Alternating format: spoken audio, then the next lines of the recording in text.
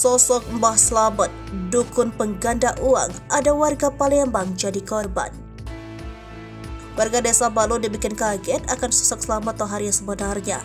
Selama ini warga tidak terlalu mengenal dukun pengganda uang tersebut lantaran sifatnya yang tertutup. Namun semua berubah saat laporan orang hilang asal kota Palembang terdengar di desa Balun. Mayat yang diduga menjadi korban dari dukun pengganda uang di Banjarnegara, Jawa Tengah, Tohari 45 tahun alias Mbah Slamet bertambah Senin 3 April 2023. Polisi melaporkan pihaknya menemukan 10 mayat yang terkubur di kebun desa Balun, Kecamatan Wanayasa, Kabupaten Banjarnegara, Jawa Tengah.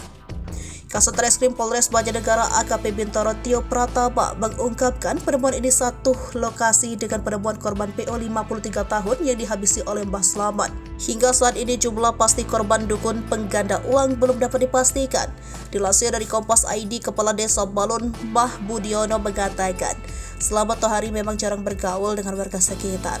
Ia dan warga setempat bahkan tidak mengetahui pekerjaan yang dijalankan Slamet. Menurutnya, sekitar setahun yang lalu pihaknya pernah mendapat laporan adanya orang hilang asal Palembang, Sumatera Selatan di desanya. Laporan tersebut sudah ditangani Polsek.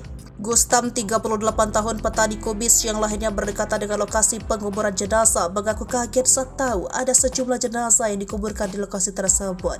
Ia bahkan menyebut di lokasi tempat banyak dikubur sering jadi tempat warga buang air kecil. Rumah Slamet Tohari berada di desa Balun.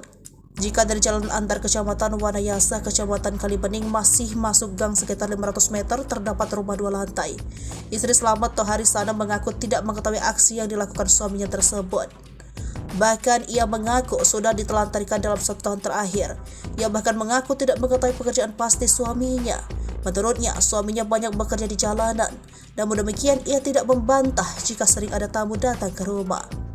Namun lagi-lagi ia mengaku tidak tahu apa kepentingan tamu suaminya tersebut.